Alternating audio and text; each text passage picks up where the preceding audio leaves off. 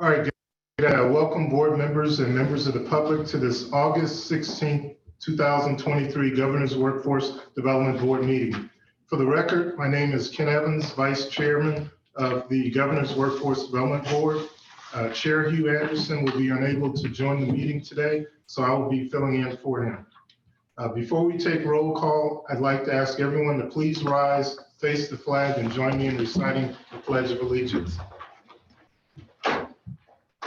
I pledge allegiance to the flag of the United States of America, to the republic for which it stands, one nation. Justice for all. Thank you. Okay, mute yourself.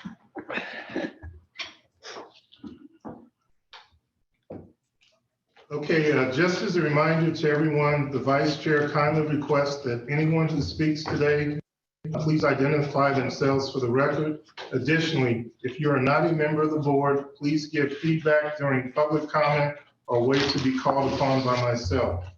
With that, Katie, will you please take roll call, confirm a quorum, and verify posting, please? Sure thing. Okay, so we have Vice Chair Evans, Present. Lisa Levine here, Councilman Black, I'm here. and Jennifer Kaiser. I'm here.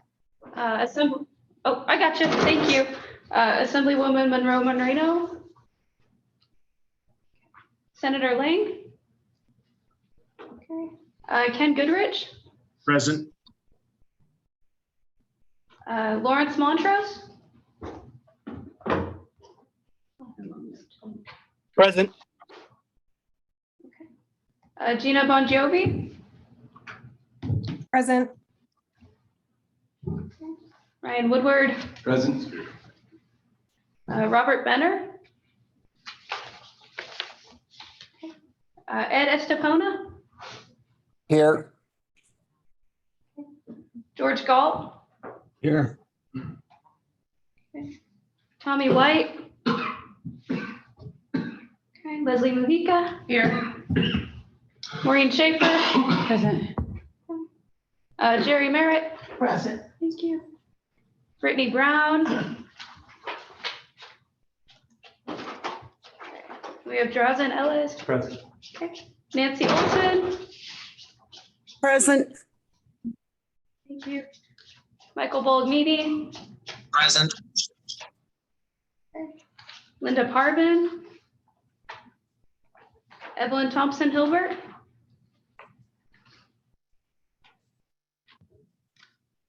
Present. Did you hear me? Yep, we got you. Thank you. Okay. Thank you. Crystal Slaughter. Sherry Mantanona.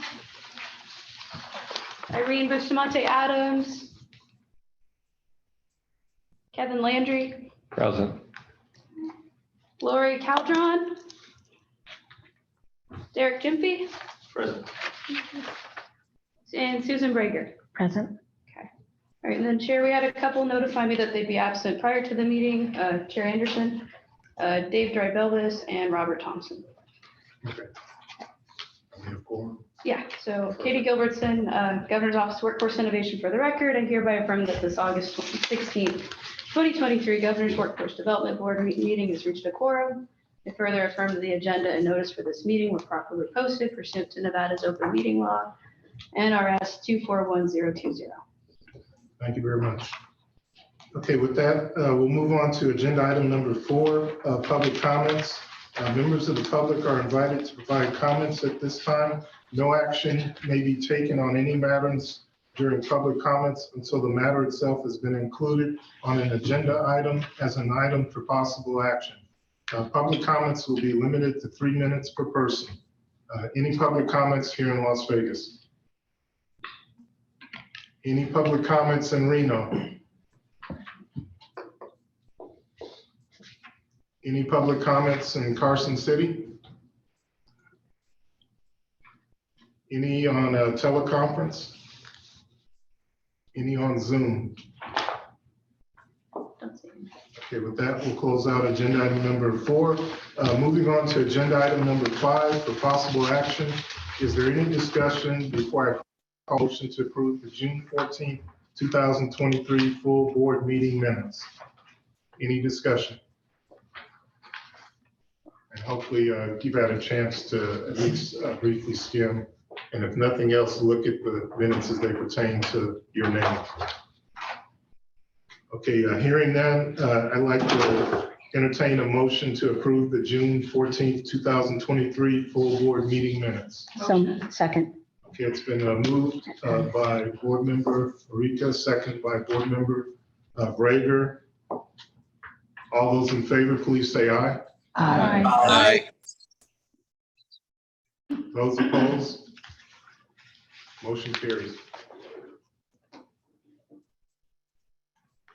Okay, we'll now move to agenda item number 6 for possible action.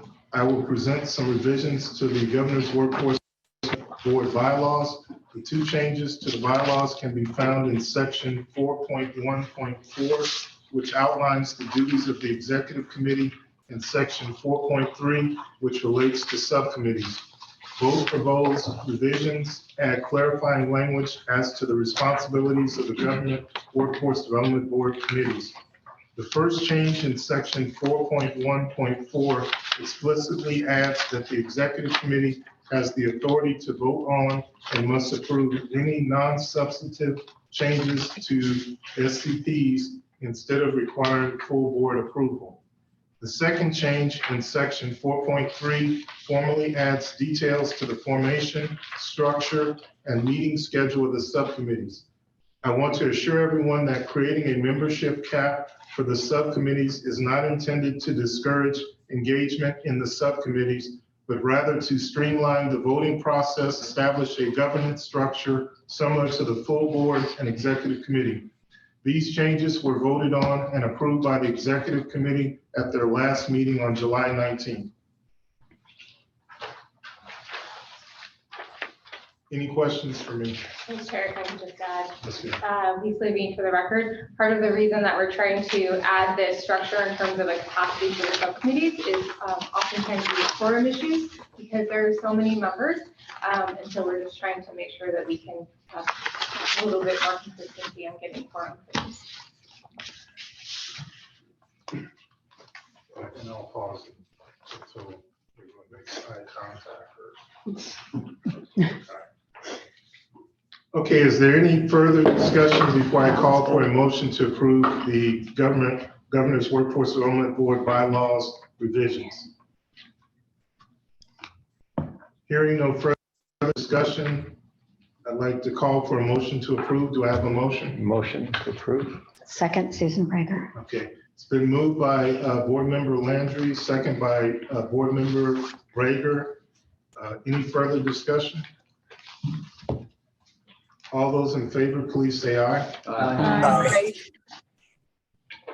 Any opposed? And any abstentions? Okay, motion, let the record reflect the motion carries. Okay, moving on to agenda item number 7 for possible action.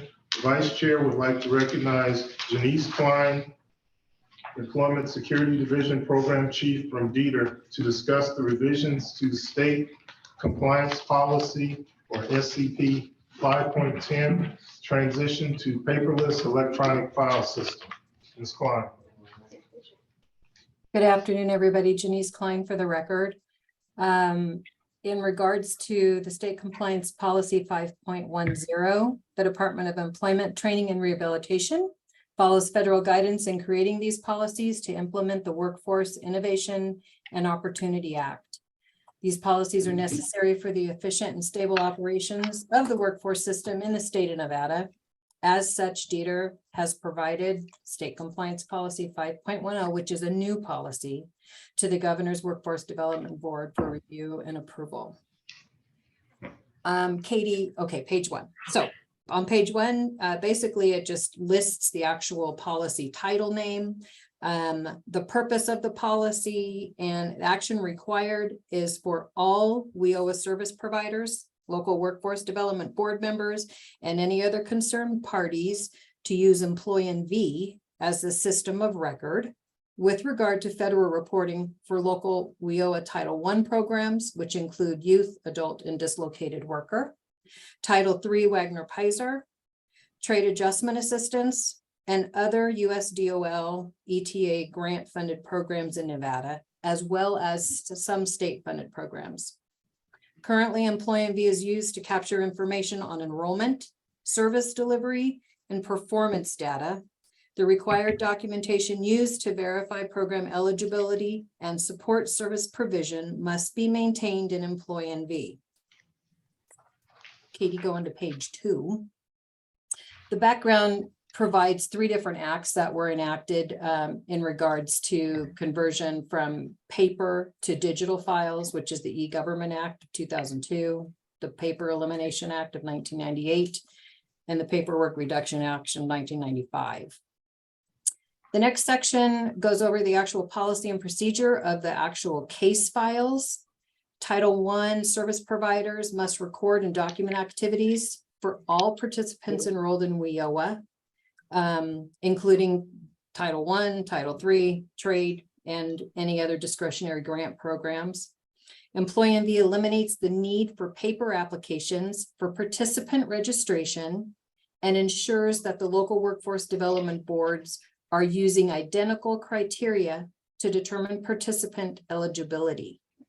In order to case manage participants, the local workforce development boards and the EmployMV career hubs must use EmployMV to create participant applications, record program services, upload supporting documentation to verify eligibility, provide case notes regarding interactions with participants to include information that addresses the who, what, where, when, why, and how of service delivery. Moving on to page 3. At the top, it says electronic records will be made available to any staff from USDOL ETA, state auditor, or WIS program monitor staff who requires access to carry out their official duties. Information will be made available by granting access to EmployMV after completing the system access form.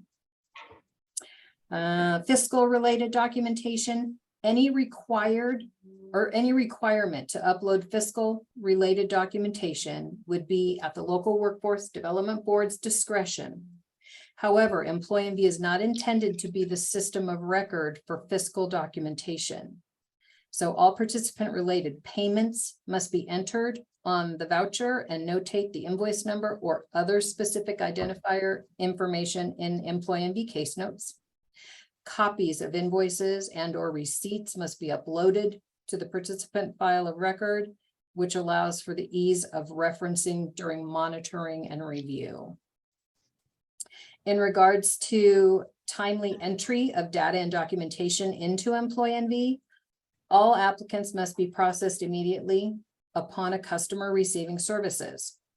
However, we have granted the ability for 14 business days of completion of everything, uploading of documents, entering of case notes, all information in the event the person needs to be able to get documentation from another agency or from Social Security or whomever. All eligibility intake information and documentation must be uploaded into EmployMV upon receipt within that 14 business days. The local workforce development board compliance within the 14 business day rule will be reviewed by the WIOA compliance monitors for instances of non-compliance. They will be included in the monitoring report as a finding. On page 4, it references B, which is a naming convention specifically for these types of documents. And there is an attachment in the information that has been provided, which is on pages 7 and 12. So I'm not going to review this because we'll get to 7 and 12 later. In regards to documentation uploads, staff shall also tag uploaded documents using keywords, which will allow those documents to be found using a keyword search. For the purpose of consistency, local area staff shall follow the naming tagging conventions outlined in attachment 1, which is pages 7 through 12, and we will get there. The second part of this is case notes. The case notes specifically add context to elements in the electronic case files that are not necessarily evidenced, such as participant factors affecting eligibility, important details about services provided to clients, and to inform the reader about the client's progress, lack of progress, or obstacles associated with the services and or referrals provided. Case notes complement activity service entries made in Employee B to provide further explanation of services provided. Therefore, all case notes must be entered into Employee B. The case notes are a planning tool and a source of documentation and information that can be used by the case managers, the supervisors, and the monitors. WIOA case files can be chosen for review by multiple entities such as USDOL, DETR auditor, WIS monitoring staff, the Governor Workforce Development Board, the local workforce development boards, and other organizations. Therefore, accuracy and completeness in case notes are really important. Case notes need to tell the story of who, what, where, when, why, and how of the customer's needs and services. They describe the actions taken and the reasons behind those actions, along with expected results. Although clients cannot access the case notes section, no opinions or comments from the case manager should be included. Anyone with approved access should be able to pick up the file and follow the story of what is happening with that client at any given moment. Page 5 reviews record correction and deleting documents, and specifically states that any requests for data correction shall be first submitted from the Title I provider to the local boards for review. Any corrections that cannot be completed by the local workforce development board should be sent via email to WIS, which is DETR nb.gov. WIS Auto Team will review the validity and correction and communicate the appropriate action or outcome to the local workforce development board. Only under limited circumstances will staff be allowed to delete documents from participants' electronic files. The process of deleting those documents will be performed by WIS Auto Team staff. The second portion of this is the confidentiality of data or information and the required release form. All providers will have a release of information form signed and dated by the participant and the case manager. The form shall state that the participant's information may be used for reporting purposes because of federal regulations associated with the benefit of federal funds, and that the participant's personal information will remain confidential. The release form will be uploaded into participant file in Employee V to validate that that participant agrees to the release of information for reporting purposes.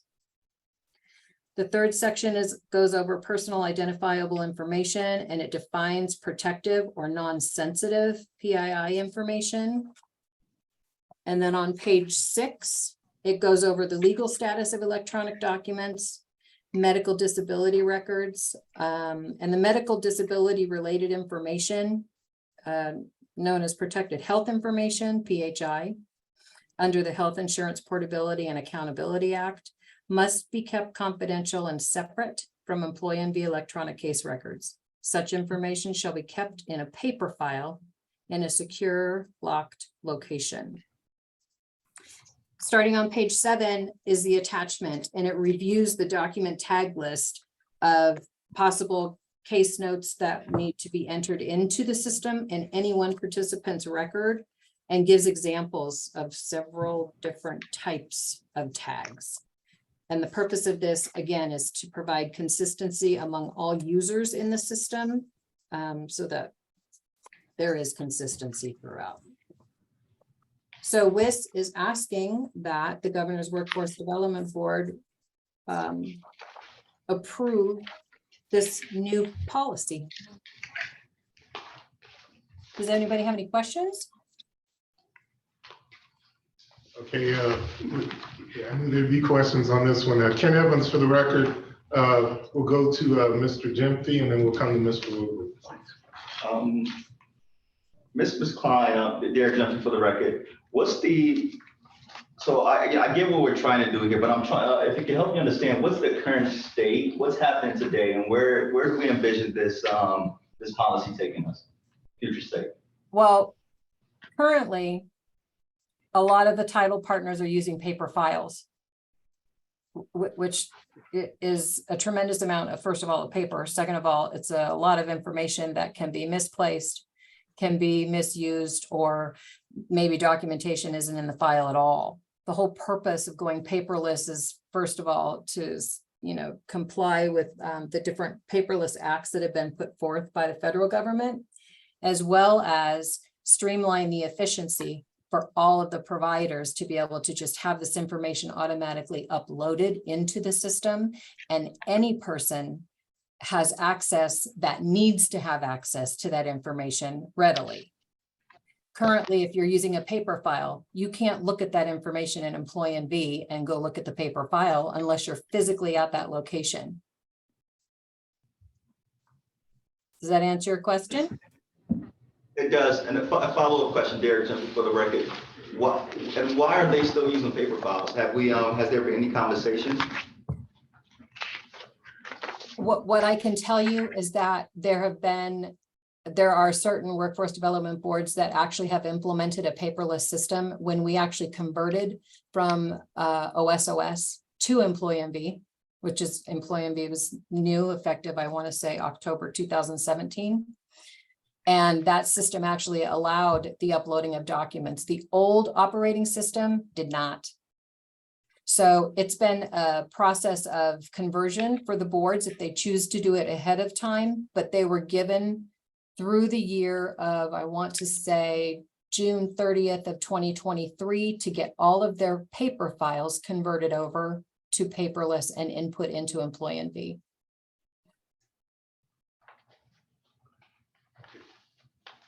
Mr. Woodward. Yeah, Ryan Woodward for the record. Thank you for reading through this. I've got a few questions. First one is under electronic case files, or I guess for the entire document, service providers would be those who are approved on the ETPL list or otherwise that would be receiving funds. Is that correct? Could you repeat that question? When you say a Title I service provider, that would be those who are receiving the WIOA referrals, the WIOA funds, et cetera, for a person who's coming to their institution to be trading. Is that correct? Correct. So I'm wondering on here, we've got electronic case files. Pardon me, this is Yep. Carleen Johnson for the record. That is not accurate. The Title I service provider is like your Joins and your Equus and your Hope for Prisoners. They obtain all of the documentation from the service providers on the ETP, and they actually upload that information. The only thing that the ETP provider will update is the ETPL report that is due annually. So you have two separate things going there. But for this policy, it means the Title I service provider that is doing the case management. And that was Carleen Johnson for the record. Sorry. Thank you, Carleen. Mr. Woodward. Mr. Woodward, and then I'm going to come to Ms. Levine. All right, thank you again. Ryan Woodward for the record. So is there a duplication? So as I'm looking at the electronic case files, I'm looking at the naming convention for data entry, and then looking at the release form. Well, I guess release form is separate. Don't the local boards enter everything into the system before an individual is referred to the service provider? Or are you looking at service providers and local workforce boards as being separate, both delivering services to an individual? I know this whole thing is about going paperless, and it seems like we have a local workforce board entering data in, and then we require a service provider to enter the exact same data in just to verify that it's the same. And then we have them signing documents and uploading those. So are we going to overload Employee NV with the exact same documents being duplicates and require more cost and expense to manage that system? Am I interpreting that correctly? Let me stop there and say, am I interpreting that correctly, that the workforce board and the service provider are uploading the exact same information into the system? No, that's not true. So that what happens is the local workforce development boards oversee those Title I service providers. So the Title I service providers that are actually seeing those customers are the ones that are entering this information into the system as participants. They're recording eligibility information. They're recording the services that that provider is giving to that participant. The local workforce development boards oversee those providers and make sure that the information entered in the system is correct. It's not a duplication of data entry. They may at times enter that they've reviewed the record, or they may at times, monitor the record themselves and say to their Title I provider, I don't see this item, that you've listed in the case notes. I don't see it uploaded as the document. Can you please upload it?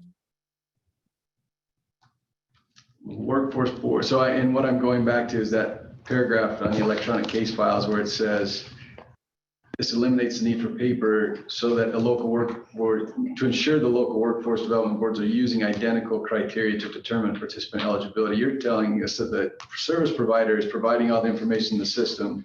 Workforce board just reviews it at that point. Is that correct? Correct.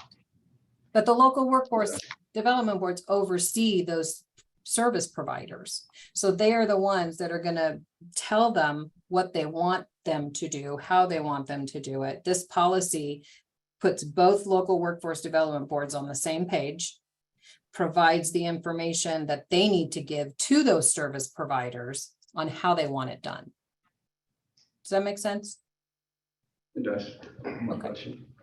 One additional question is under confidentiality of data or information in the release forms. So we're requiring signatures to be uploaded. Is the state providing for and accepting electronic signature, or is that a paper that's printed out, they sign and then uploaded? It could be, I think, both of them. One could be, I'm assuming, a DocuSign signature or an electronic signature. It could be that the participant is in the office physically and they actually have them sign a release form right then and there, the paper form. I just wonder if we can verify that we will accept electronic signature. Not just Vice Chair Evans, there's an idea I had that we had discussed before. I'm going to come back to it in a few minutes. But I wanted to have Ms. Levine speak first. Oh, thank you. Lisa Levine for the record. In NRS Chapter 400, we have the NPower P20 longitudinal data system for the state. It's housed at the Governor's Office of Workforce Innovation. I know we've done a few presentations in front of this body about that. DETR is mentioned in NRS as a data sharing partner for NPower. Currently, we only get earned wage data from DETR. We don't get Title I or Title III or Title IV. We do get Title II from NDE, which is great. It would be awesome if the digitization of data that's occurring at DETR that's mentioned in this is part of NPower with all of the security and personal identified information that's mentioned in the document is respected. Janice or Carlene, I was just wondering if that was part of the evolution of this. Arlene Johnson for the record, Lisa, through the chair, yes. Basically what we're doing right now with Dave Schmidt, he is taking the Pearl document that you will be getting a demonstration on later on in this meeting. And he is extrapolating additional data that was requested by NPower. And we're trying to get a flat file so that we can make sure that we get it in there, understanding it's only going to make NPower better. That's really exciting. Thank you, Lisa Levine, for the record. One last question to Ryan's question earlier for the ETPL reporting. Is that going to be digitized though and uploaded in your system?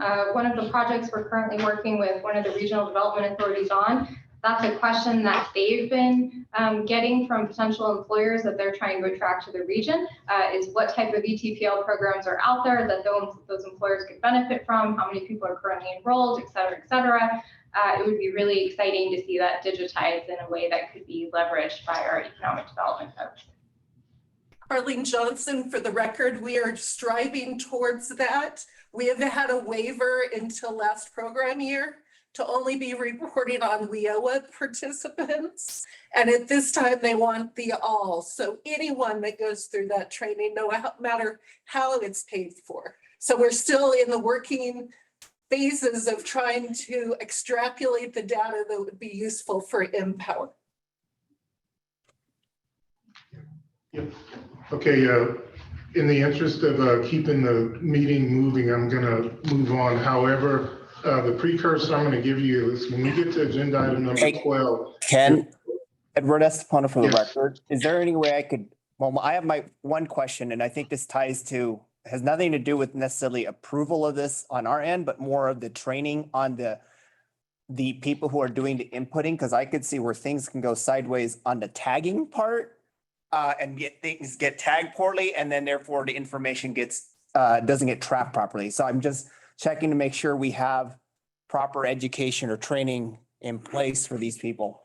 So Carlene Johnson, for the record, employment security is not allowed to go into any Title I providers and do any training without the approval of the local board. So we do have a training group within the WIS division, and they work closely with subject matter experts at the local board and give the local board staff the training, and then the local board staff gives the providers training. Got it. We have asked if perhaps we could do that together.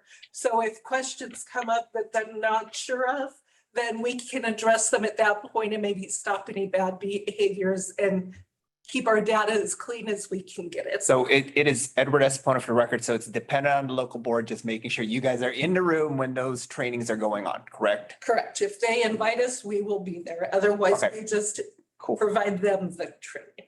Thank you. Carlene Johnson for the record.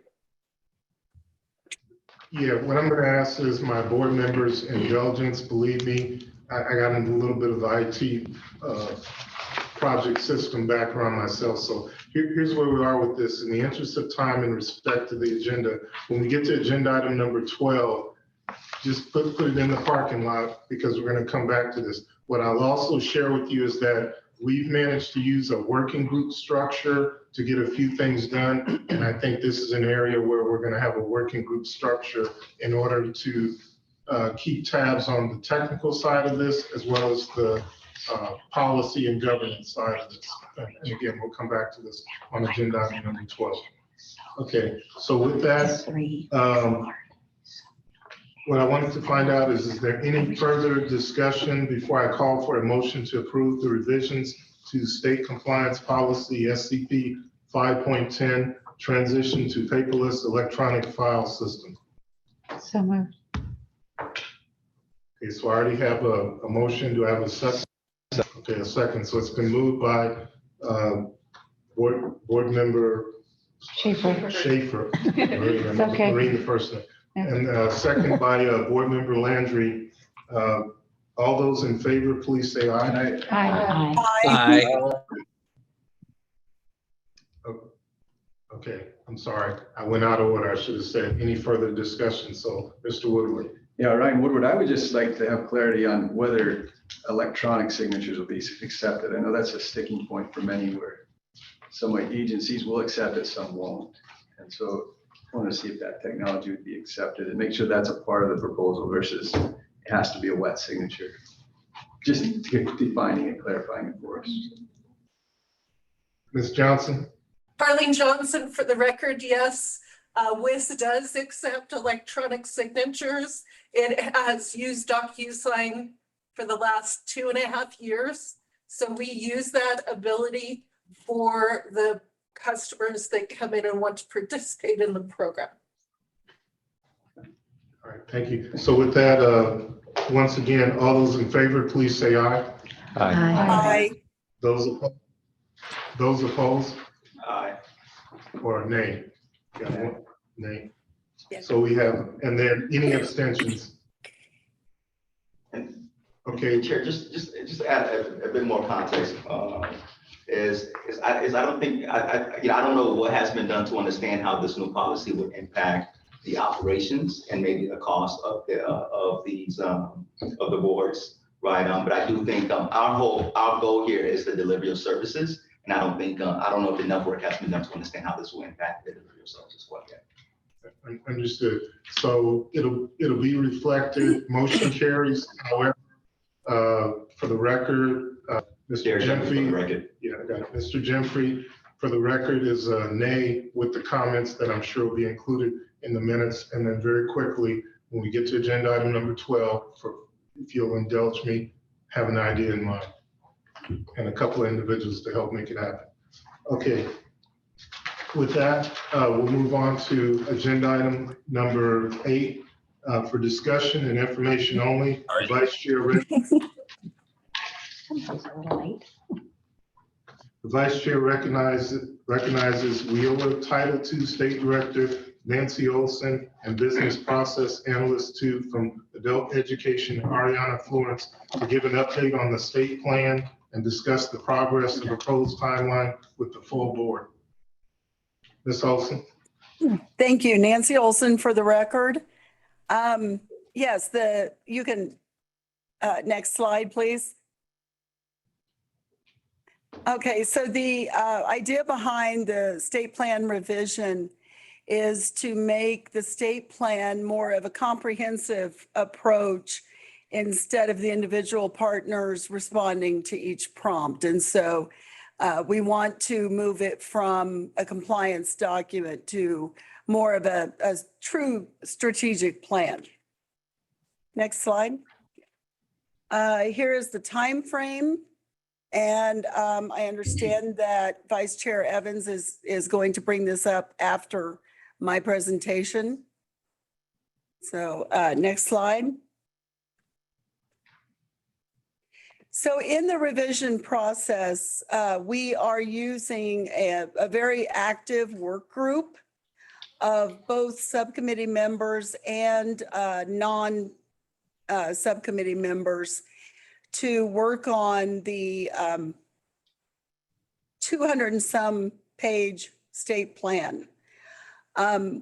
What we started with was to look at the goals that were included in the previous plan, and again, bring those into more of an alignment with the system as a whole. So we came up with 3 overarching goals that are purposely general in nature. Those goals were then approved by a vote of the subcommittee. And then we put in place a tracking sheet for revisions to the state plan section by section, and working within the work group. We've had individuals volunteer, sometimes voluntold, but mostly volunteered to revise section by section. And then once the initial revision is complete, the other core programs will be able to go in and review those sections to update any specific information or to remove outdated information. So the individual doing the initial revision is taking what was on the old plan and doing the best they can to then combine that so that it is a system approach, and when possible, going ahead and updating, but we are relying on all of the core programs to go in and do kind of the final editing on each section. Okay, next slide. So the overarching goals will set the stage for more specific goals and measurements that we will develop in 1 or more separate documents to be used by the board and the core partners. These separate documents will allow us to have more of a living document that we can adjust throughout the next 2 program years prior to the next round of revisions to the full state plan. Next slide. So the first goal, again, these are intended to be general overarching goals, is that we will increase engagement with those groups in the state that historically have had high unemployment or low labor force participation. So with, underneath that goal, the idea is that then strategies and measurements will speak to that goal. The second goal is that the workforce system will increase the operational alignment, meaning that we will be able to improve the delivery of services, including reducing duplication of services. Next slide.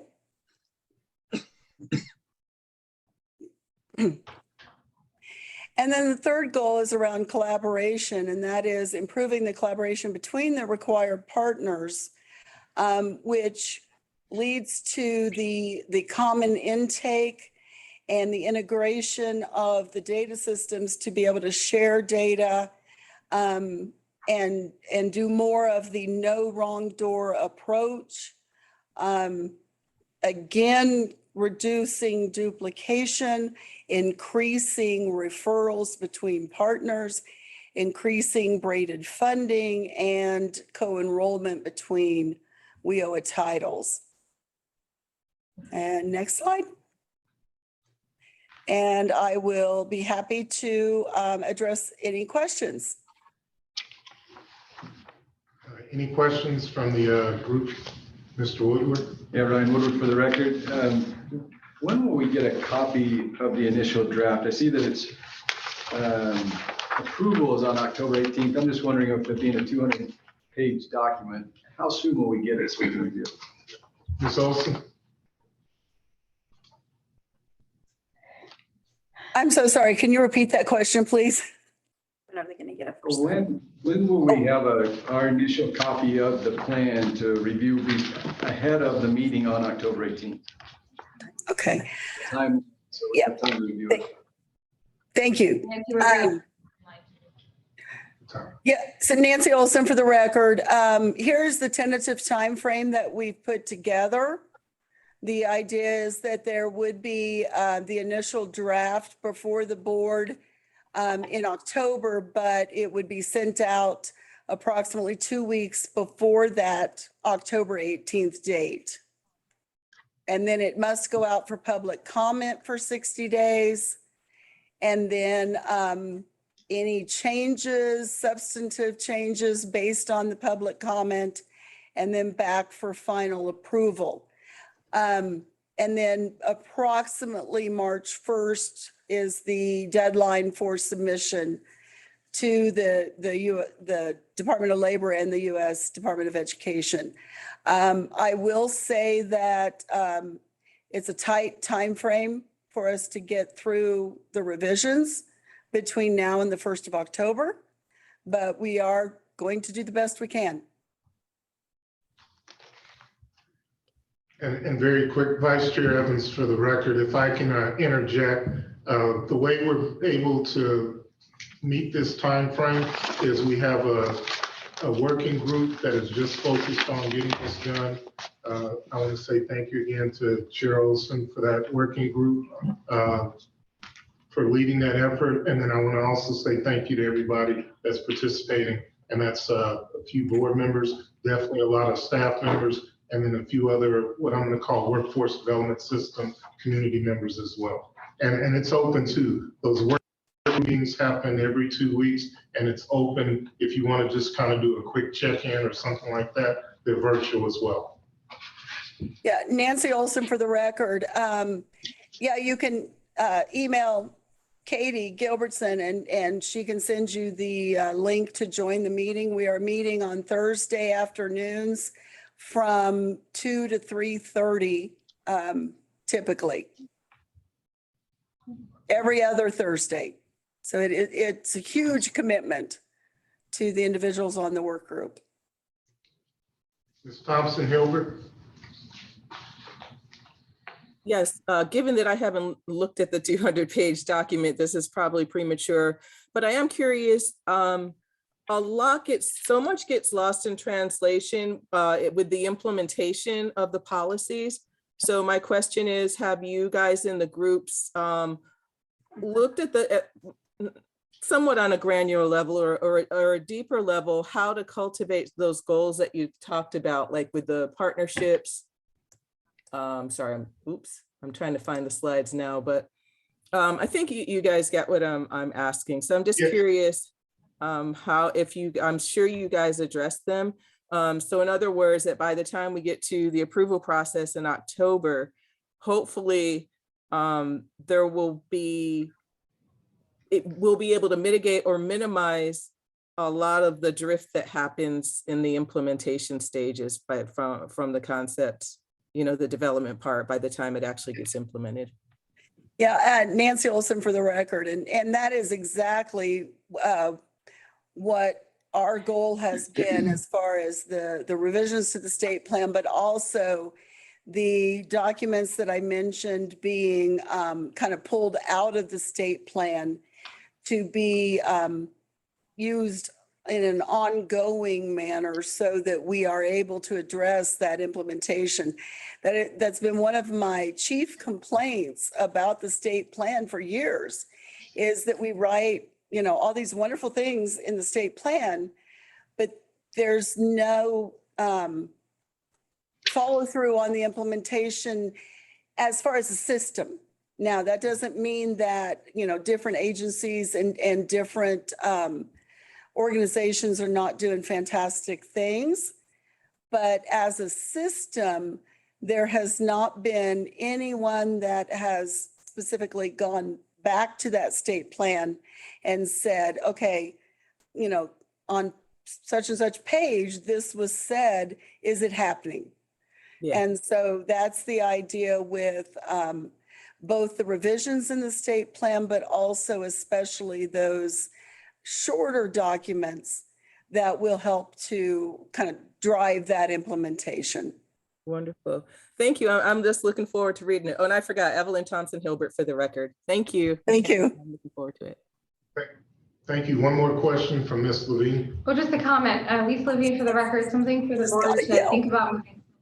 It's probably not, there's probably not enough time to incorporate something like this right now, but maybe for the next go around, which I know many of you will be on the board for, is to bring in some type of national expertise who does this for a lot of different states across the country.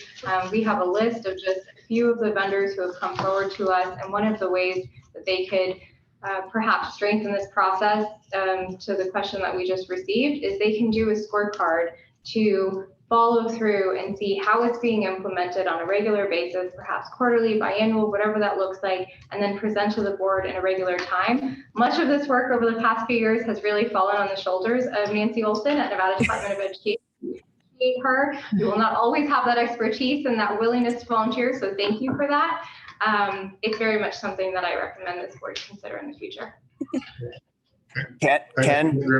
Ken, Edward Yes. Escapona for the record. I just want to also point out that one of the reasons why we're keeping everything general at this point for this document that's going to be submitted in March is because we don't want to get into the nitty-gritty details where the federal government can start holding us crazily accountable for things that, again, are things that we believe should be things that we can shift and change as the environment changes. So that's why it's important to have that I would call it the short plan, the smaller plan, which is not going to be 200 pages, but rather 2 or 3 pages that would kind of be something that is achievable that we as a group can kind of, one, implement, but then also go back and measure on our end. And really that's the document we want to be the one that we're highly focusing on. Thank you. Vice Chair Evans, for the record, he just summed it up well. Just a quick reminder, what we're doing is we're going in a direction to get the compliance-oriented plan done, state plan done, but at the same time, the 2 to 3 page strategic planning document is what we've kind of been referring to it as. In addition to that, Ms. Gilbertson and I went to the National Governors Association, or NGA, meeting just last week. This is a national topic, and yes, there's national resources via the NGA that could help us get through this. Plus, what I would say is that if you, for sake of comparison, if you compared where we are to where other states are, we're doing pretty decent, because not only are we meeting the timeline for the compliance plan, but in addition to that, we're developing a 2 to 3 page document that will help us real-time manage implementation.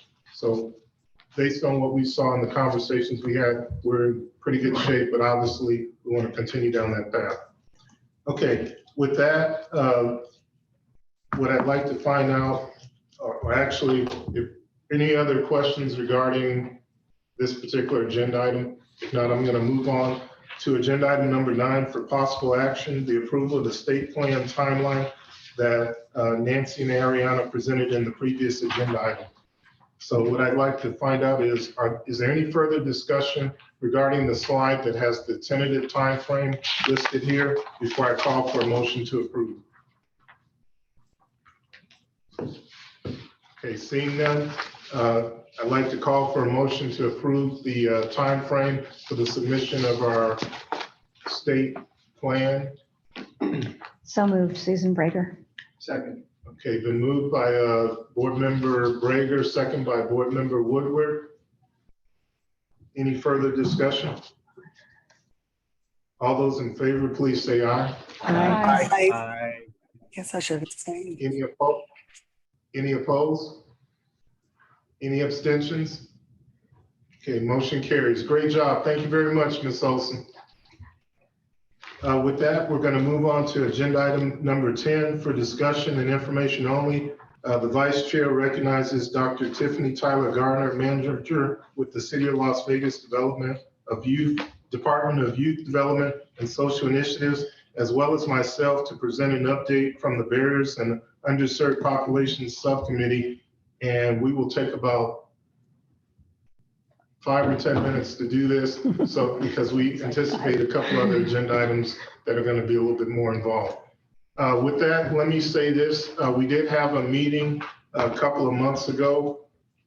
And what we discussed is the fact that we want to have, I won't call them pilots. Well, maybe I will call them pilots, but essentially what we want to do is to make sure that we come up with some ideas or thoughts to address the underserved populations. Again, the 3 targets very quickly are single parents, generally single parent females with school-aged children. Number 2 is those individuals with disabilities.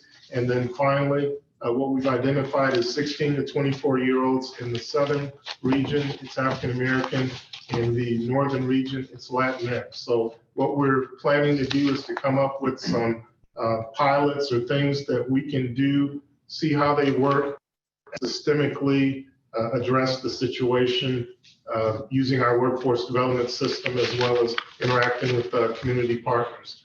With that, I'll turn it over to Dr. Tyler Garner to hit some of the highlights, and then I may have a couple of closing remarks. Let's see if there's any questions. Dr. Tyler Garner. Good afternoon, esteemed Vice Chair and distinguished members. Dr. Tiffany Tyler Garner for the record. I'm pleased to report that we have been convening consistently. The most recent convening last month identified several opportunities or areas of focus, including an opportunity to explore and support in addressing system issues, a sector focus as we look at evolving industries across the state, also with a commitment to a statewide responsive approach and solutions, and opportunity to have a regional focus that would be explored at each meeting, as well as a program and policy focus. As a part of that work, we have each convening met and received to have a data report, either looking at the target populations noted by Vice Chair Evans and or other additional data available. And as a part of that, are leveraging that data to ask and consider what the opportunities are in terms of partnership or programming. With that said, a few opportunities that came up in terms of system issues that were identified during the last two convenings were issues around outreach, particularly who is benefiting or participating in our public workforce systems and other related programs. Another system issue that came up is data, and in particular, are there other data points or indicators that would be helpful to track or follow in our framing of whatever the vision is for change as it relates to these particular target populations? Additionally, there were several opportunities identified, particularly around opportunities to convene particular sectors, whether it was NSHE and its partners, to look at the training pipeline to ensure career pathways, or even existing programs as a part of our ongoing asset mapping efforts. In support of those, we even received presentations from 2 programs with a commitment to even begin looking at how we're contextualizing workforce development, and anticipate in several upcoming meetings that there will be a discussion around the notion of trauma-informed workforce development and a presentation there, as well as presentations from Good Jobs Northern Nevada. Got some phenomenal feedback from Parvina Carter as a part of how are we looking at these things regionally, with the opportunity to explore some existing programs that could be scaled. Also, partners and potential presentations from entities like Adult Education or GoEd, ongoing presentations around the efforts underway either through DEETR or others. And so excited about the work underway, what we are unearthing as a part of our convenings. And we'll now pause to see if there is additional questions or other comments that may be added. And what I'll quickly add before we take any questions is, one of the groups that presented in our last meeting was a group called King of Jewels, and I'm not sure if any of you are familiar with them, but they're a couple of individuals. They focus on African-American males here in the Southern Nevada region. They actually have a 3-day program, and I participated in 2 of those 3 days, and then I was actually a panel as a guest speaker, so it gave me some direct insight into what they're doing. The thought behind it is we want to be at a point where we can ask the young people that right now are underserved or not being served, are you aware of what we're doing? Do you have access to what we're doing? And give us some qualitative feedback that we can use to figure out systemically, are there some things that we need to do differently or approach differently? So we've started the process, and that's just one group. Let me be very clear again, as Dr. Tyler Gardner suggested, we want to do similar things in the northern region as well as in the rural region. So if you're aware of groups that you would like to have exposed to what we're doing with our subcommittee, by all means, let us know. We'll put them on the agenda. But whether they get on the agenda or not, we want to be aware of them so that, again, we can address things systemically. Where I see things going is, with King of Jewels, just as an example, is they will be having regular monthly cohorts, and that's going to give us an opportunity to see what they're doing. And then here's the I hesitate to put this on the record, but I'm going to anyway. Here's the goal. We want to create a cohort, maybe 30 of these young men, with the goal being that 70% of them will be employed in some capacity when we get on the back end of the engagement with them. And it may take us, 12 months plus or minus to do that. But from our standpoint, we'd like them to access our system, and again, 70% of them to be employed using our system, because it also affords us the opportunity to see what we're doing or not doing systemically. And again, we want to come up with similar efforts in the northern region and the rural regions, because we recognize the factors that are an impediment may be different or nuanced in these other areas. So that's the direction we're headed in. And I'll stop there and entertain any questions.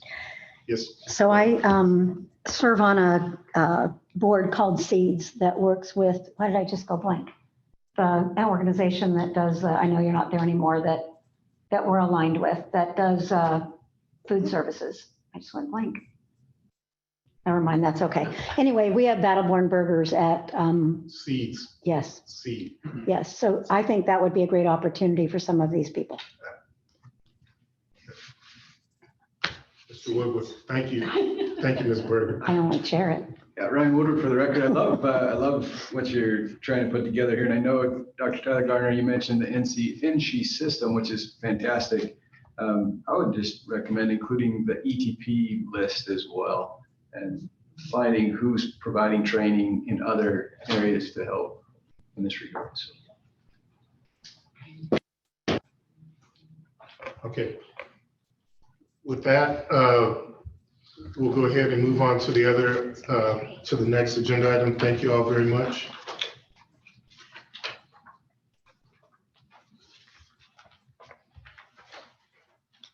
Moving on to agenda item number 11 for discussion and information item only. The vice chair recognizes Craig Statucky, interim deputy superintendent of educator effectiveness and family engagement with the Nevada Department of Education, to present on the Perkins 5 state plan revision process. And sir, please let me know if I didn't say your last name correctly. Vice Chair, you did pretty well. For the record, I am Craig Statucky. I now serve as the Director of the Office of Career Readiness, Adult Learning and Education Options for the Nevada Department of Education. I appreciate the Governor's Workforce Development Board for the time this afternoon to discuss the revisions to the Perkins 5 state plan, which is due to the U.S. Department of Education by May 10th, 2024.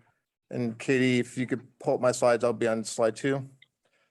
Perkins, for those of you who are not aware, Perkins 5 is a federal funding source for career and technical education for the state. Of the 85% that goes to eligible recipients, 15% is currently utilized in a competitive grant process prioritizing collaboration between school districts and public charter schools, post-secondary institutions, and business and industry partners to close opportunity and achievement gaps for identified student population subgroups. Secondary allocations are based on a federal formula that includes the count of population of 5 to 17-year-olds and the number of those 5 to 17-year-olds who are living in poverty. The post-secondary allocations are based on Pell Grant numbers at each of the 4 community colleges. Included in the state leadership funding are funds specifically dedicated to juvenile justice facilities, non-traditional training and employment, and special populations recruitment. Additionally, we are allocated funds from the state's general fund for state administration required for federal match. Next slide, please. Pardon me, sir, just a reminder for all our board members, these slides are in your folders if you want to follow along. All right, as identified, the Perkins 5 state plan, the Nevada CTE vision serves as the foundational on-ramp to a connected and integrated education and workforce system. On the next slide, we believe that we have made tremendous strides in preparing students. Last school year, over 77,000 secondary students participated in at least one career and technical education course.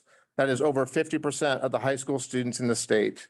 In 2021, 2022, there are over 28,800 post-secondary students who participated in career and technical education. On the next slide, the department has been selected by Advanced CTE, the organization that supports state agencies, CTE directors, to participate in a cohort that develops a statewide CTE strategic plan. Due to the time constraints of the Perkins 5 state plan, we are focusing on the priorities of that plan first, and then how Perkins funding and priorities will be part of a larger strategic state plan that includes state CTE funds, as well as post-secondary and workforce development funds and priorities for career and technical education. In the next version of the Perkins 5 state plan, we're going to be very focused on how to improve transitions from K-12 to post-secondary to workforce, and how do we improve a student's progression in career and technical education to employment. Next slide. On the next slide, I'm going to talk about the first 2 bullet points in a minute, but one of the ideas that has come from our participation in the Advanced CTE cohort is to explore the opportunity to have regional comprehensive local needs assessments that are aligned to regional workforce areas or based on the community college geographic service areas. And so that's something that's come up quite recently, and that's something that we're currently exploring as part of this Perkins 5 state plan. On the next slide, I'm actually not going to blow up the slide. It's not a misprint on your papers. It is in size 2 font for a reason. In the current state plan, there are 35 strategic goals. Almost none of them are measurable or hold any stakeholder group accountable. When we have so many goals, so many focus points, how are we going to do any of them well? Next slide. So what our intent is to really focus on 3 areas. focusing on high quality career and technical education, which is not limited to, but includes work-based learning, industry recognized credentials, and dual credit as part of our existing CTE programs of study. We currently have 2-year course sequences that have high quality programming, but we need the additional work-based learning, industry credentials, and dual credit to make sure that our students are prepared to enter the workforce or accelerate their post-secondary experiences. The 2-year course sequences that we have developed have provided a sound foundation for a high-quality 4-year career pathway that includes those items, as well as complementary courses and advanced studies that the department has designed that support student success. On the next slide. CTE concentrators are students who participate in the same CTE program of study for 2 years, and is what we use to report achievement data to the federal U.S. Department of Education. So these are all required indicators that we are required to report. I intentionally put attained post-secondary credits in bold. It is an indicator of program quality in Perkins 5. Our 2020-2021 consolidated annual report that we submit to the U.S. Department of Education. The state determined performance level for this indicator is 1.12%. Our actual level of performance is 1.17%. I'm going to let that sink in for a little bit. The goal is 1.12. Of the 35,000 secondary CTE concentrators that earn post-secondary credit, we're talking about only 400 students statewide met this criteria. So it's going to be a significant focus of what we are working on and moving forward to begin with. On the next slide. In addition to these required indicators that we already have, we're currently exploring optional indicators to determine program quality. In addition to work-based learning, 12 other states have one other optional indicator, and 2 states have additional indicators of quality. And we're currently investigating what it would look like to include work-based learning as a program quality. That's data that we already have as a department. We also have industry recognized credentials. The one item that's fairly new on there is career ready endorsements. The career ready endorsement portion is a component of a student earning a college and career readiness diploma. That's one part of that diploma. We're actually focusing on the career readiness diploma portion of it because there are factors outside of career and technical education that may prevent a student from getting the college or career readiness diploma. So we really want to focus on the career readiness portion and not the diploma. Next slide, please. The other piece that we're looking at is that Perkins 5 does not allow for school districts that receive less than $15,000 in local allocation funding to receive federal Perkins 5 funds without entering into a shared service agreement with another LEA or a regional service center. We have several rural school districts that struggle to receive the minimum allocation formula, and we are committed to finding ways to ensure that they are included not only in Perkins 5 funding, but also in alignment with post-secondary and workforce needs. We have been and continue to research the consortium model that the U.S. Department of Education has utilized in the past in other states to identify the best way to serve our Nevada rural students. Next slide, please. Just to provide you a general timeline, the Perkins State Plan needs to be submitted to the U.S. Department of Education by May 10th, 2024. As part of the process, the department is currently engaging in a wide range of stakeholder groups. In addition to these dates, we are in the process of planning several community engagement events with school districts and community colleges over the next couple of months. Next line is, as I previously mentioned, we're required to engage in a wide range of stakeholders. This is the stakeholder engagement group we are required to engage with as part of the state plan. In addition, our Perkins recipients must also engage with these stakeholders when they submit their comprehensive local needs assessments every 2 years. And their next local needs assessment is due to the department in January of 2024. And then to the last slide, thank you for your time this afternoon. I'm available for any questions or comments. Thank you, Mr. Statuki. I think I got that correct. What I'm going to do is we have about 2 or 3 minutes for questions on this agenda item. And then we have agenda item number 12 that will take about 10 to 15 minutes. And then I need to reserve about half an hour for our title reports. Any questions on this agenda item for Mr. Statuki? Okay. All right. Thank you very much, sir. Thank you. And I saw people, so I'm sure there's going to be some follow-up here and there. Okay, we'll move on to agenda item number 12 for discussion and information only. The vice chair recognizes Krista Marshall, Business Process Analyst 3 with WIS and Dieter to present on WIOA participant individual record layout, PIRL data reporting. Thank you, Vice Chair Evans, and distinguished board members. This is Krista Marshall for the record. I am the Business Process Analyst 3 for Dieter's Workforce Innovation Support Services team. Today, I'll be reviewing what information is captured on the Department of Labor's PEARL and how it should be entered by case managers into our case management system, EmployNV. The Department of Labor's performance reporting participant individual report layout provides a standardized set of data elements, definitions, and reporting instructions that are used to describe the characteristics, activities, and outcomes of the WIOA participants. The PEARL provides a framework to meet federal reporting requirements while ensuring consistency and comparability across grantees of the 6 core programs: adult, youth, dislocated worker, adult education, Wagner-Peiser, and vocational rehabilitation. Understanding the report layout and its components is essential for program administrators, policymakers, and other stakeholders to assess program outcomes and make informed decisions. Next slide. Who is reported on the PEARL? Reportable individuals are those who use EmployNV and provide identifying information and demographics. They only receive self-service or information-only services. Reportable individuals are reported, but they do not count towards performance outcome measures. Program participants meet eligibility requirements for program enrollment and receive at least one participation level service, such as resume preparation assistance, job search assistance, and training. Next. What is captured on the PEARL and how? The PEARL is broken up into 5 sections: individual information, one-stop career center program participation information, one-stop services and activities, program outcomes information, and new data elements. For Titles 1 and 3, the State Integrated Reporting Schema, or SIRS, is utilized to complete our federal reporting, which includes 324 data elements. These data elements and descriptions can be found on the attachment to the board agenda on the ETA 9172 document.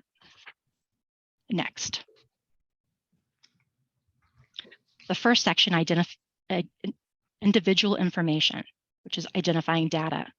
The screenshots included on the current and following slides are taken from EmployNV's WIOA application. Examples of what is collected on this particular area include the state ID, which is Nevada's chosen unique identifier for EmployNV, includes local workforce development board, or LWIB, information, the state, zip code, and county. Next. The next section is the equal opportunity information.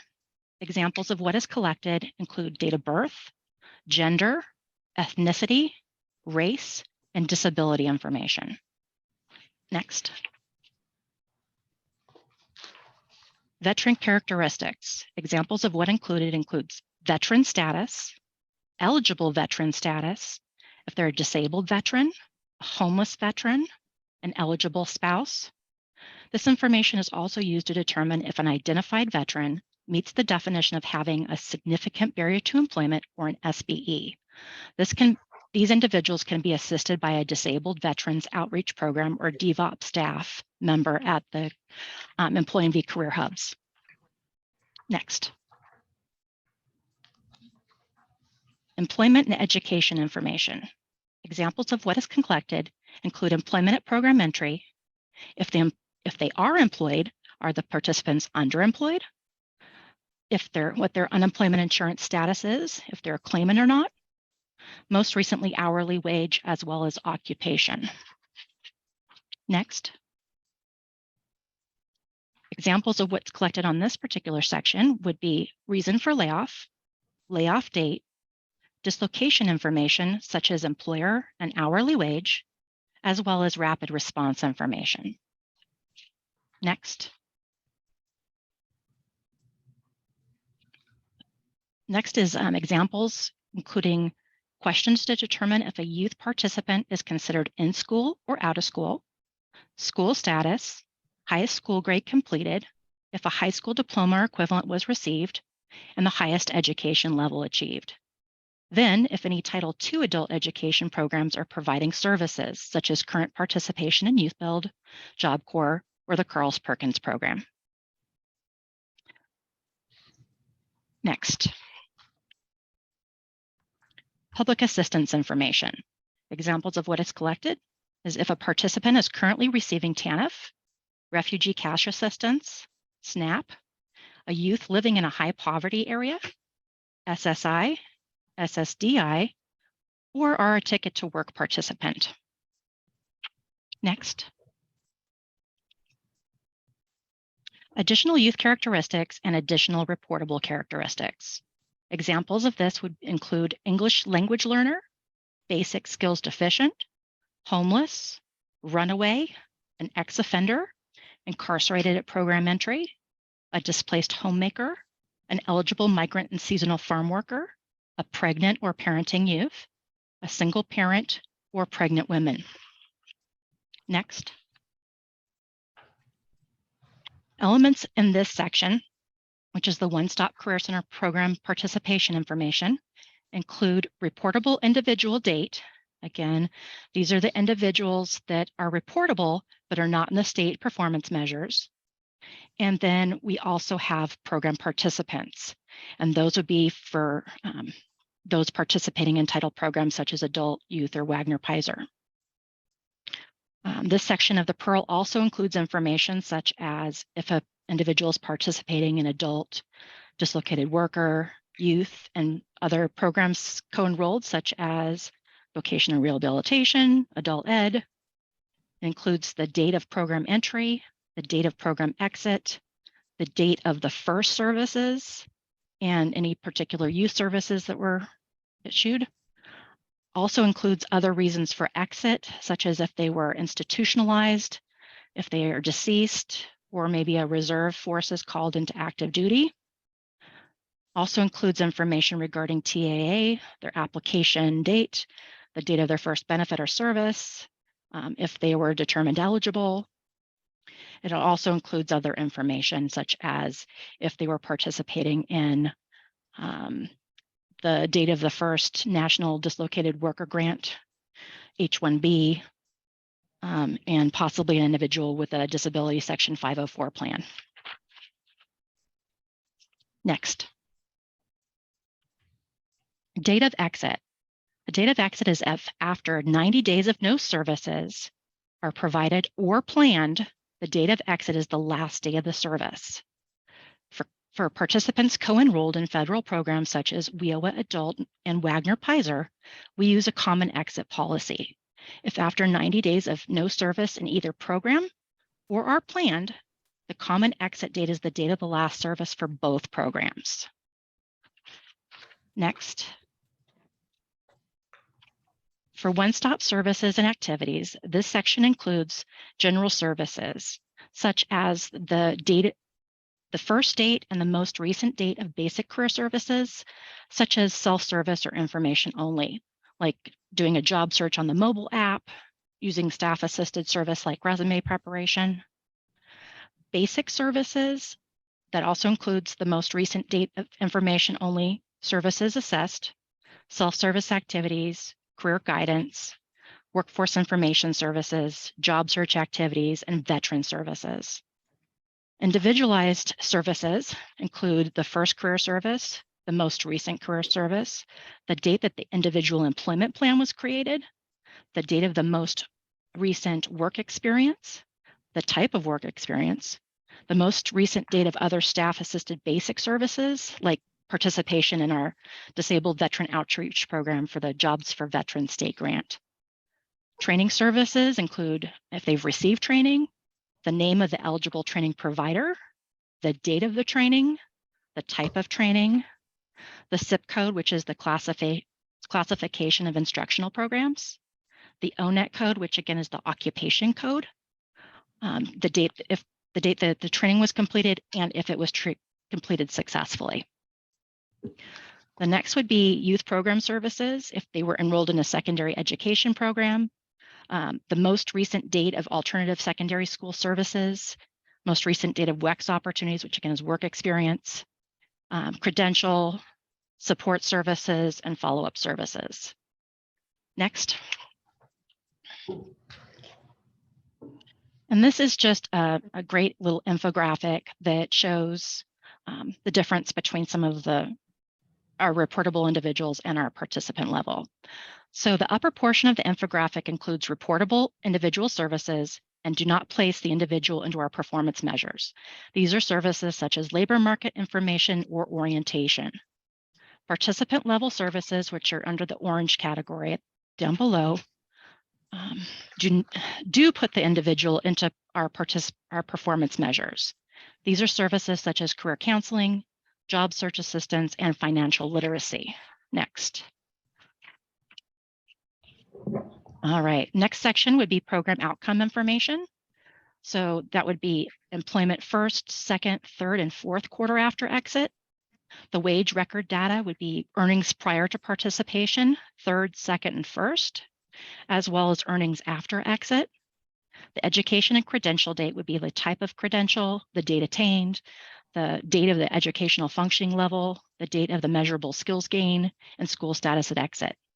The additional outcome data would include youth second and fourth quarter placements, any assessments, and the dates of the pre and post test scores. Next. The miscellaneous data elements contains the participant social security number, the local workforce investment board, the office, and the case manager. The rest that you see listed there include different programs with additional reporting elements to be captured. Next. On this screen, you will find our WIOA Title I Annual State Performance Report for program year 21. The first gray ribbon includes participants served, participants exited, funding, as well as the cost per participant. It also includes demographic information of participants, as well as our state performance measures, such as employment second quarter after exit, fourth quarter after exit, median earnings, measurable skills gains, and credentials. Next. Accurate reporting. In an ongoing effort to ensure we have accurate reporting in the local workforce development boards and the state utilize the following tools. We run our extracts up against the Department of Labor's logical and duplicate edit checks in our MI system prior to uploading to our federal site. We are able to view the errors, make corrections, and save time when we're up against federal deadlines.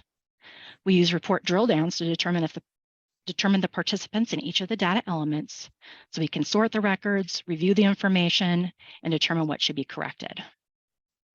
Data element validation, or DEV, is done on a quarterly basis and allows state staff an opportunity to review data fields to ensure correct information and supportive documentation is uploaded, such as date of birth, public assistance participation, and wages after exit.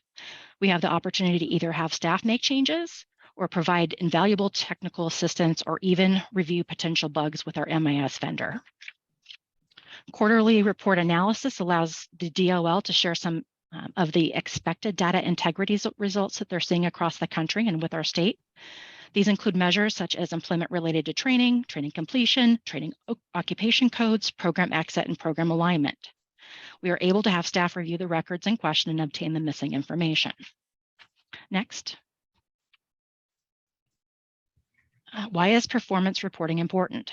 Consistent, accurate performance reporting allows the workforce system to assess its effectiveness, make data-informed improvements, be accountable to taxpayers, and ultimately support vibrant communities, businesses, and families throughout the nation. Next. And are there any questions? And with that, we have 2 minutes. Plus, I'm going to squeeze in 15 seconds for what I said I'd come back to. But at this point, do we have any questions by any of the board members? Edward Estepona for the record. Just a couple quick questions. One, I know one of the challenges, and I don't know what the solution to this, but one of the challenges we find dealing with people who are in lower socioeconomic level is that today they're giving you an address, if you're lucky. Today, they can give you an email address or a phone number if you're lucky, but one of the things I've seen, at least in my work around this, is that the one thing that they seem to always keep tabs on is their social. And I'm not quite sure if there's ways, one, that we can connect to them or have them connect to us so that we can private DM them, because it's impossible sometimes to service these people when you can't find them. So that's one. And two, on the reporting part, I saw the state performance report, statewide performance report. Can we break it down by regions or by county? So that, again, that this would allow us to identify maybe areas that we need to improve on or help or put more resources to. Thank you. Great questions. Hi, this is Krista Marshall with WIS for the record. I totally agree with you as far as the challenges for being able to provide services to those that, again, disappear, change addresses, all of that. We do currently use a communication tool that helps us with that. It's called Sarah, and she reaches out to individuals that are currently participating, whether it be email or text message. We found a lot of success with text messages, and then that keeps that communication going. We can also send out notices about hiring events and things like that. We also have an internal messaging system that for those that do have challenges with keeping an email address or a telephone number.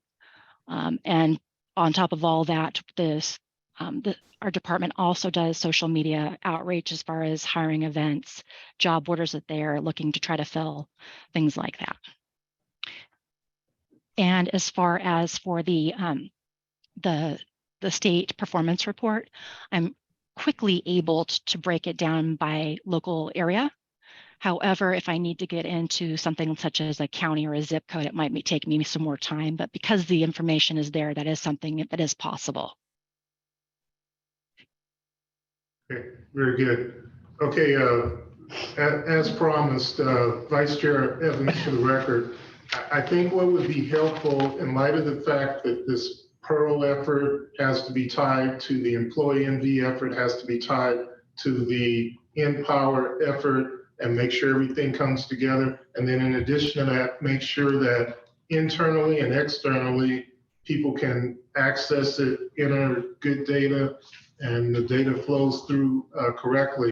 It would be prudent for us to have, on behalf of this board, but not an official subcommittee, a working group that would look at the IT system or systems, if you will, in our environment to see how that's going, and as necessary, provide input on behalf of the board. And so I'm proposing that we have a IT working group that would operate similar to what we did to get the child care working group done, although that was a formal subcommittee and will be. But there's a subset of that to get a demo done that will be a working group. In addition to that, there's the state plan and strategic plan working group. They're meeting every 2 weeks, but again, it's not a formal subcommittee, so they can work versus meet. So I'm proposing we do something similar from an IT standpoint.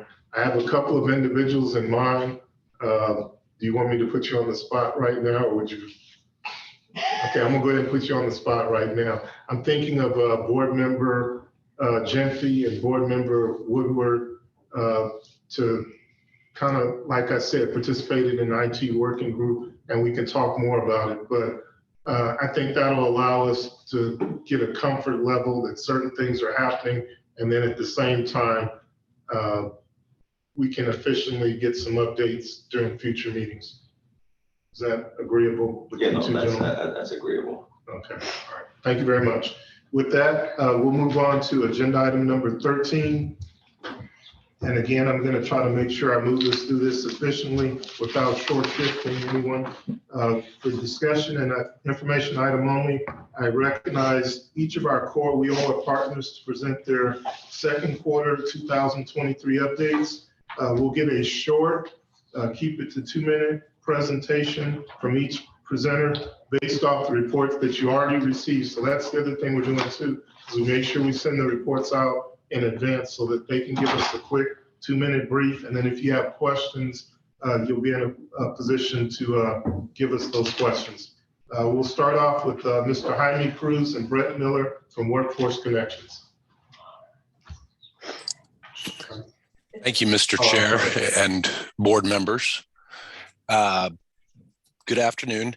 Brett Miller for the record. My first update is the National Association of Workforce Boards NOB quarterly meeting. It was hosted at Workforce Connections at the end of July.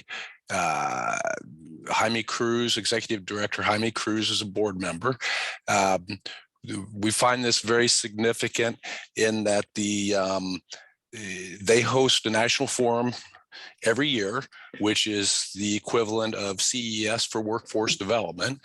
And it turns out that they are looking to move to another city, at least on a regular basis.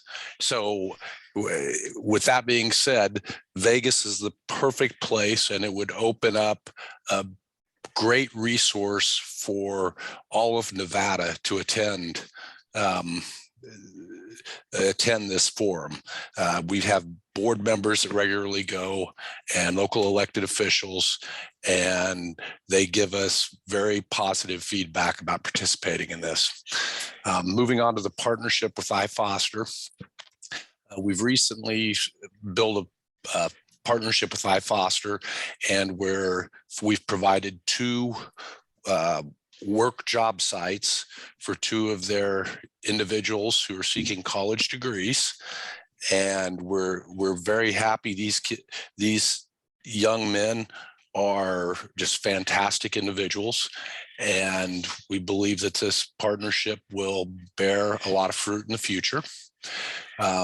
We've recently placed 6 staff in the Clark County School District high schools, employee and youth hubs, and that's going to allow us to get to complement other strategies we have for serving in-school youth, because we really believe that we're better off to try to help them out before they fail in school, as opposed to trying to remediate it afterwards.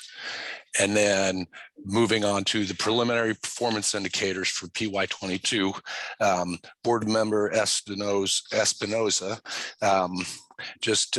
our reports that we provide quarterly provide updates of that information broke out by local areas and some of these different titles.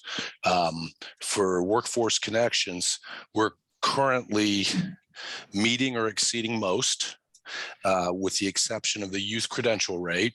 We're missing by about 16 credentials on that one. We've sent 200 records over to the Clark County School District, and they've provided us with information so that we can validate credentials, and we believe we could pick up as many as 50 credentials, which would put us in a passing situation. And that concludes my report. Okay, thank you very much, Mr. Miller. Any questions for Mr. Miller? Okay, hearing none, we'll move on to Ms. Carter. Okay, we'll move on to Ms. Carter with Nevada Works for your highlights.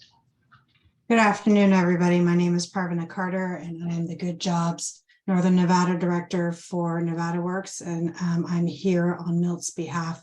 He is at the DOL meeting as well this afternoon. So just a quick highlight of what we have going on. Nevada Works is now providing services from all our employee NV hubs in Northern Nevada. We are transitioning our Fernley location into an employee NV hub to better serve the businesses and job seekers in the community there.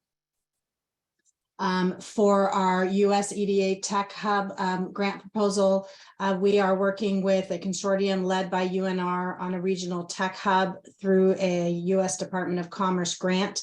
The phase 1 application has been submitted, which will provide funding to develop a plan for phase 2 applications for funding. Sorry, I'm going kind of fast because you said 2 minutes, so I want to run through this. And then for our Good Jobs Northern Nevada, we have had industry sector partnerships. They've been created in manufacturing, logistics, healthcare, and the technology sectors. We're developing a delivery of service models that are cost efficient and they make the services available to them where they are. We have Nevada Works as a 5-year workforce development strategic plan that's being developed that incorporates the Good Jobs Northern Nevada concepts. We are having a focus on tribal and rural subplans, and they're being written into the strategic plan to target the hardest to serve populations. Plans developed to align with WIOA state plan, OSIT, GOED regional economic development plans as well. And lastly, we have looked at and are looking to have some open positions filled here at Nevada Works, and we would appreciate any sort of distribution that you could share these job descriptions. We have an opening for a finance manager as well as a strategic planning coordinator position. So if you know of anyone, please let Milt know. We also have a USDOL grant funding workshop happening. Nevada Works and DETR are assisting the Department of Labor with hosting a grant funding opportunity workshop in Reno on September 7th. The purpose of the workshop is to share funding opportunities with interested parties and answer any questions they might have about the process. A panel of current award recipients will be present, and they'll be there to answer any questions that the attendees might have.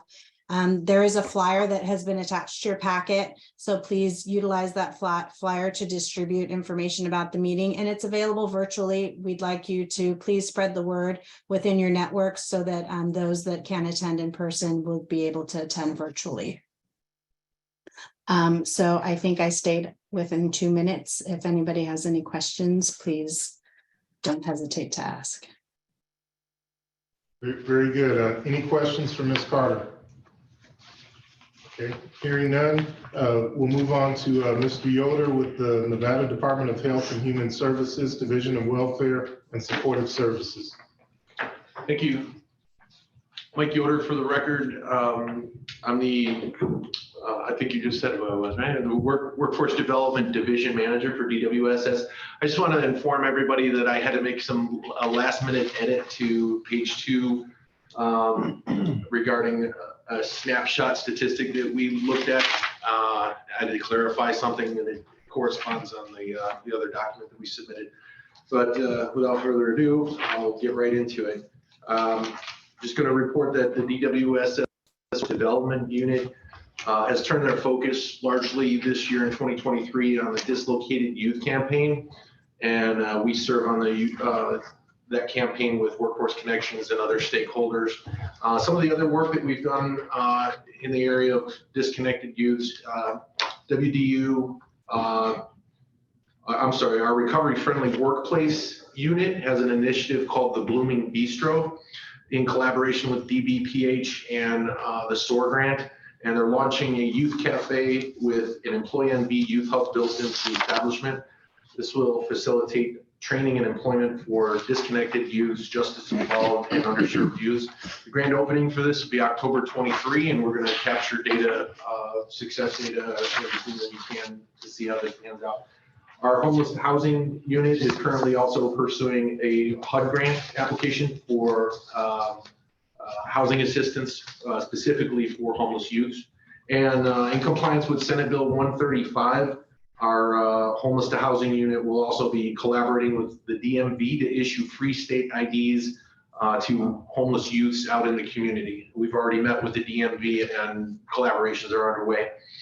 Also, WDU, our Workforce Development Unit, has been doing job fairs at high schools all over the state for the last 2 graduations. And class of 2023, DWSS hired 6 graduates in Clark County to fill entry-level positions. We got hundreds more students across the state that are interested in service, state service, and we're partnering with other state agencies to try to find them entry-level positions. Let's see, I'm gonna move on to slide 2. And slide 2, just got a little snapshot of something that we took a look at. We believe strongly in DWSS, especially in workforce development, in non-degree credentialing. We want our welfare clients of people in poverty to not get off of welfare and take any job, just any job. We try to find them a career, and lead them closer to a living wage. And this little snapshot that we saw, just to report out to the group, we had 50 students gain employment between June of 2022 and June of 2023. They gained employment, some of them are still in class, but what we're seeing is on average, those who gained employment in the area or field that we are training them in are earning at least $587 per hour more than folks that are taking employment in a field that they're not being trained in. Hopefully those students that are still, of those 50 who are still going, will eventually get a job in the field that we train them in. And real quick, in 2023, from January to June, some key stats to show some collaborations among the workforce system. WDU has, that's DWSS, provided 244 verifications to assist our clients, TANF and SNAP clients, in enrolling in Title I workforce services. Workforce Development Unit under DWSS has leveraged over $31,000 toward non-degree credentialing programs. And WIOA Title I has contributed over $132,000 of tuition for TANF and SNAP participants. That's 38 partnered contracts among those 50 students that became employed between June and June of 23. And thank you for your time. Any questions for Mr. Yoder?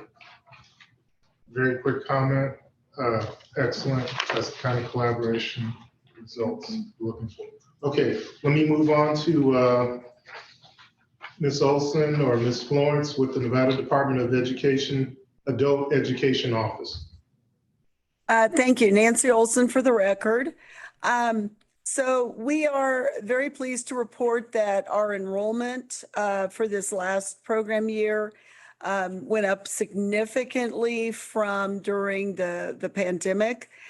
We are getting very close to the pre-pandemic level of enrollment and expect the year that started July 1st of 2023 to meet or exceed that pre-pandemic level. Our programs are delivering services in person, but we have continued and expanded distance education opportunities with our distance education providing services to individuals at least 50% or greater at a distance for over 1,000 students last year. Prior to the pandemic, we were looking at about 50 students a year being in distance education. So huge difference there. Our programs do run all summer with the exception of GBC, and GBC is getting started now for the new program year.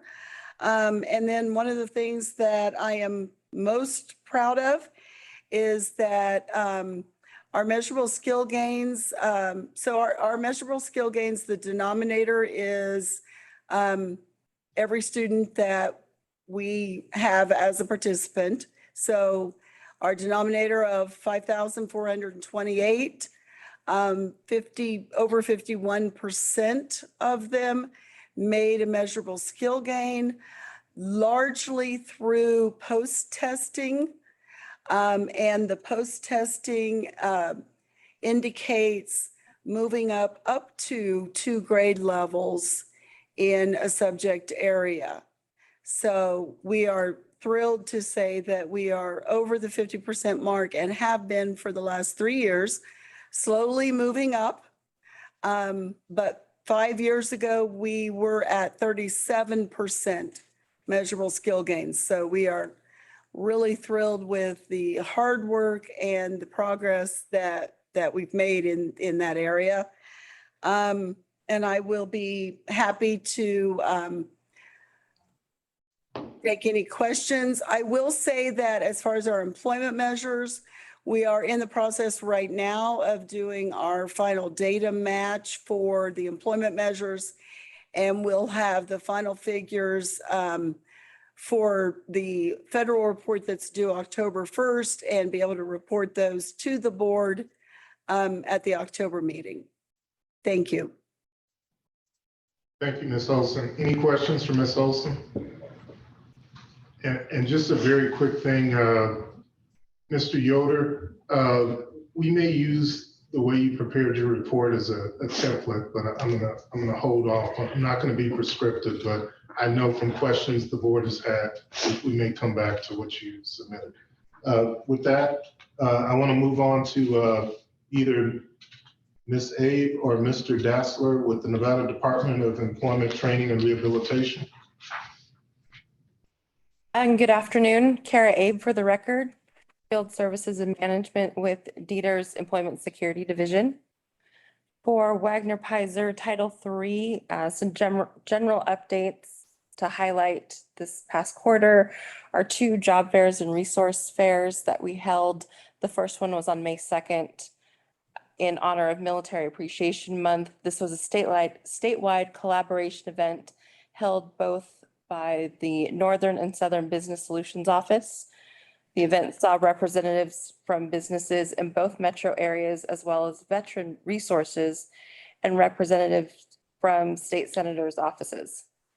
The second event that was held the following day on May 3rd, in conjunction with the business industry for their annual Small Business Resource Fair, the Southern Nevada Business Solutions Office assisted in bringing together 45 providers, promoting small businesses to over 280 attendees. During the quarter, our performance measure updates are a combination of monthly and quarterly goals. For this past quarter, the number of job seekers was at 3,256 individuals. This was down from our planned goal of 48,000 individuals. However, there's a contrast to that in the number of job listings that were posted with our business offices. 2,470 job posts, which is up from the planned goal of 1,565 jobs. Just to kind of quickly go over some current program initiatives, continuing with our Grow with Google pilot that is ending in December of this year. For the last 6 months, a decision was made to open up the remaining scholarships to ESD staff. So a total of 108 ESD staff have been either invited or enrolled into one or more of the Grow with Google training program opportunities. Over the next 6 months, we will track the staff to see their progress in developing new skills and earning certification. To date, a total of 98 job seekers have been invited and enrolled in one or more of the Grow with Google training courses, with a total of 32 graduates and 38 certifications of completion having been earned. The Rhodes contract exceeded its enrollment number goal by a substantial margin. Originally, the goal was to enroll 75 students, but to date, WNC has enrolled 119. Of those students, 69 have completed their training, 15 have retained their job placements for 2 consecutive quarters. And due to the success of the program, Dieter has renewed its contract with WNC to continue the program through October 31st, 2027. We are also in negotiations with CSN to expand the program to the Southern Nevada region. Report shows participant wages have increased from earning $0 to $30 per hour at the time of enrollment to earning a starting wage of $12.50 up to $45 per hour after completing training. Dieter's Workforce Innovation Support Services Office has continued to work with local colleges on the Early Childhood Education ECE certification program. We are now in contract with 4 institutions throughout the state: WNC, TMCC, CSN, and GBC. These institutions will also be meeting to connect with their ECE counterparts at the Children's Cabinet and DWSS to ensure the programs are aligned with TEACH and the Nevada Registry and connect graduates with job placements. We look forward to seeing the progress being made in the ECE field of study as these programs get underway. And the final program initiative in May, Dieter ESD contracted with Grow with Google's training provider, Coursera, for a 3-phase project offering more online training options for all Nevadans. These are top-rated online courses leading to upskilling for advancement or earning certifications of completion. This allows individuals who are looking for online training to register, take advantage of this no-cost training opportunity without having to visit an employee career hub and still receive business services should they need additional assistance. Phase 1 has currently been in development and a soft launch is scheduled for later this month, targeting Southern Nevada zip codes, offering them a catalog of training classes from universities and colleges across the country. Phase 2 is tentatively set to launch in October and will be available statewide to all Nevada residents. The purpose for splitting these into 2 phases allows ESD staff to learn and train with Coursera and become subject matter experts while focusing on large target populations in Southern Nevada. Phase 3 will launch in early 2024 and will be used for enhancing and developing DETR ESD skills staff. The Coursera training will offer modules that are department and division specific, with an emphasis on WIOA providing staff a better understanding of the Nevada workforce system, the role the individual plays as a staff person, and giving them necessary tools to become experts in the field they work in. And with that, I can take any questions. No questions, but what I'll say is very thorough report, and along with Mr. Yoder's report, moving in the direction I think the board is looking for, where we tied what's offered to did they complete it, and then did they get employed, how long have they been employed, and was there a wage increase? So good move. All right, moving on to Mr. Alez. Did I say that correctly? Okay. With the Nevada Department of Employment, Training and Rehabilitation, Vocational Rehabilitation Department. Final report.